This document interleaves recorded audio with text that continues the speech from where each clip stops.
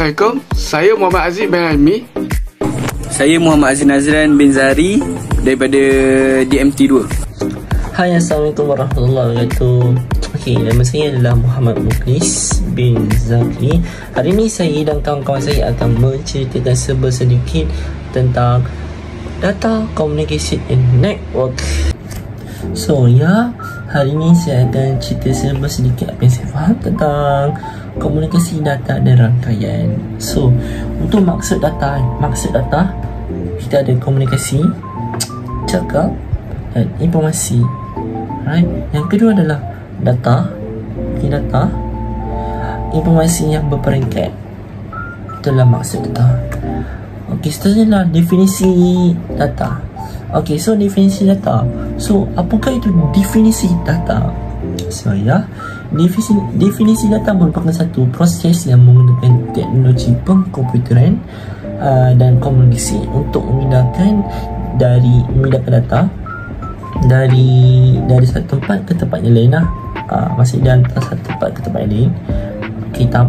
Dan ia juga membolehkan pergerakan data elektronik digital antara dua ataupun lebih node dan tanpa mengira tempat, medium teknologi ataupun kandungan data. Okey, dia macam ni. Setelah nak faham komunikasi, definisi data ialah merupakan satu pertukaran data antara dua peringkat. Okey, antara dua peringkat atau lebih melalui media transmisi. Itu adalah definisi data. Dan seterusnya adalah untuk parameter dalam komunikasi data. Okey, so yang pertama kita ada penerima. Yang kedua adalah data tidak boleh diubah. Dan yang ketiga adalah waktu pengirim. Okey, maksudnya waktu pengirim ni data tidak maksudnya tidak delay lah. Tidak delay. Once kalau kita cek seseorang, cek someone, cek kawan, okay, kita cek personal dengan dia, dan benda ni, data ni tidak akan hantar serentak dan akan hantar satu persatu. Kalau tak, benda ni akan delay. Macam tu. Dan okey, itu adalah parameter dalam komunikasi data. Seterusnya adalah komponen. Okay, so komponen, korang boleh tengok gambar kat bawah ni. Ya, ni dalam gambar. So, untuk komponen kita ada protokol. Kita ada message, kita ada sender dan kita ada receiver. So, apakah itu komponen ataupun message, receiver, sender lah. So, korang boleh tengok gambar. Okay, gambar yang saya tengah letak ni. So, okay, yang pertama adalah okay, kalau kita nak hantar seseorang, chat ke seseorang, kita mesti kena ada sender, kita kena ada receiver. So ya, untuk lebih senang faham, yang pertama kan, okay, data ataupun message. Okay, message ni melalui apa? Melalui teks, gambar, video, audio, voice dan sebagainya lah. Itu adalah message ataupun data. Yang kedua adalah pengirim. Okay, maksudnya kan, pengirim ni menggunakan peranti apa? Contoh, okay, menggunakan peranti apa yang peranti apa untuk dihantar kepada penerima. Contohnya, okay, menggunakan handphone, handphone, komputer, laptop, kamera, tablet dan sebagainya lah untuk dihantar kepada penerima. Manakala penerima pula untuk menerima daripada pengirim melalui apa juga, melalui handphone, kamera, video, sama juga seperti pengirim. Okey, so yang seterusnya adalah, okey, jadi pertama adalah data, kedua adalah pengirim, yang ketiga adalah penerima. So yang keempat adalah media transmisi ataupun dikenali sebagai medium penghantaran. Okey, yang menggunakan saluran komunikasi. Okey, saluran komunikasi yang menghubungkan dua atau lebih stesen kecil. Maksudnya, okey, dia disambungkan melalui apa? Melalui fiber optik, twisted pair ataupun gelombang radio, banyak lagi dan sebagainya lah. Yang seterusnya adalah yang kelima. Yang kelima adalah protokol. Okey, protokol maksudnya adalah peraturan.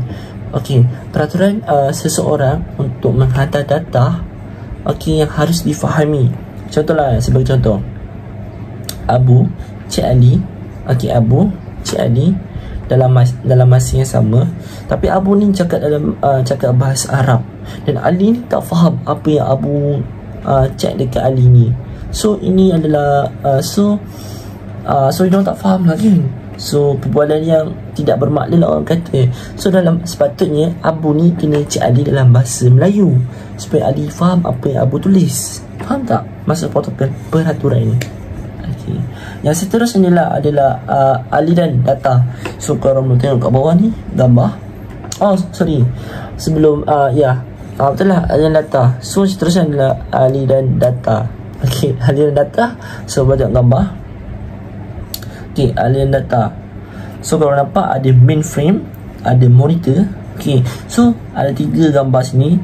So korang faham. So senang nak faham. Okay, apakah itu simplex, apakah itu half duplex, dan apakah itu full duplex. Senang nak faham. Simplex ni menghantar satu arah, satu arah saja.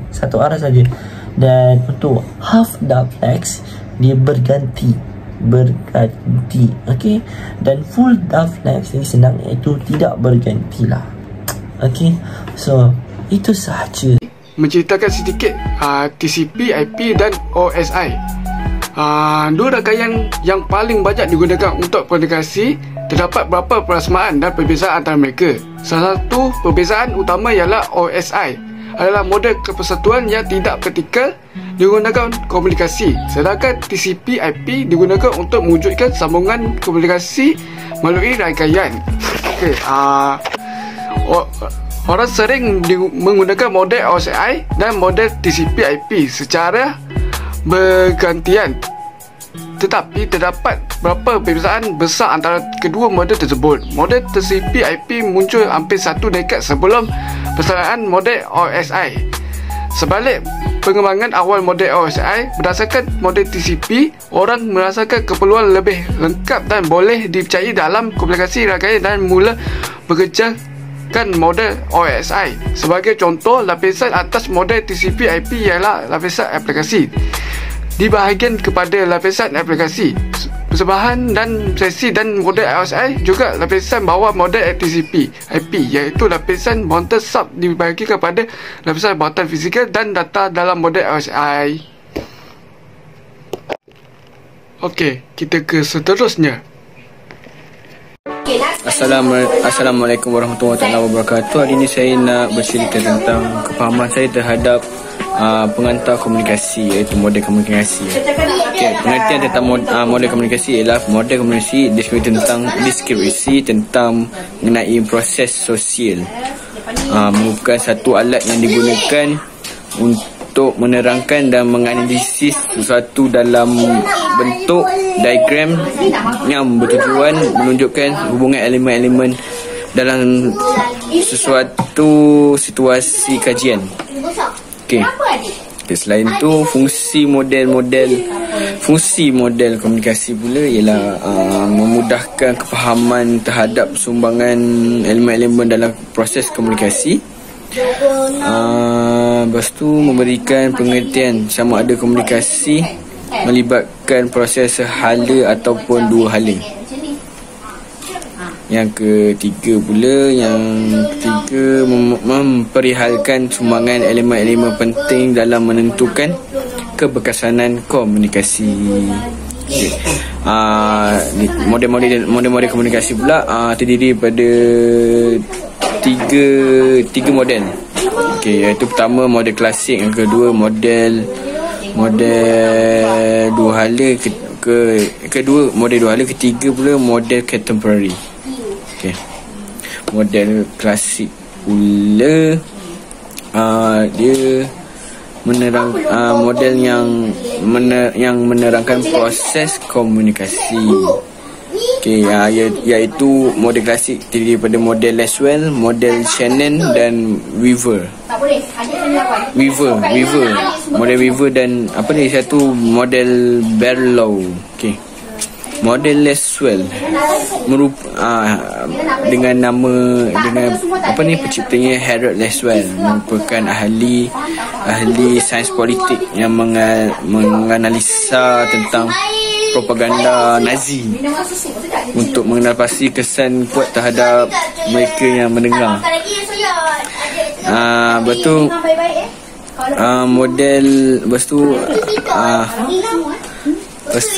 Model yang biasa didapati dan kebanyakan model-model komunikasi peringkat awal yang menunjukkan sumber sebagai pengaruh yang sangat kuat dalam bentuk perubahan sikap penerima melalui kandungan mesej yang berkesan.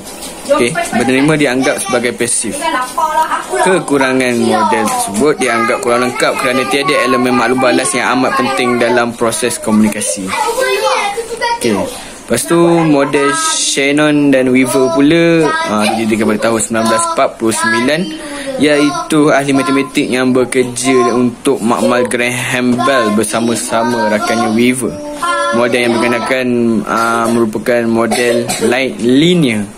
Proses komunikasi model yang mengandungi elemen-elemen iaitu sumber, mesej kepada isyarat, kepada saluran, kepada penerima, kepada penggangguan.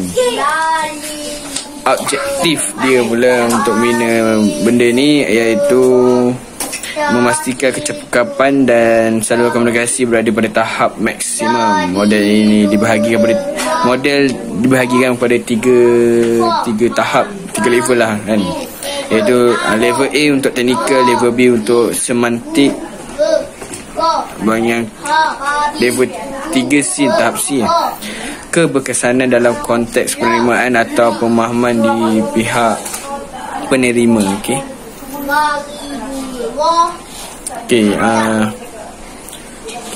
Lepas itu model dua hala pula.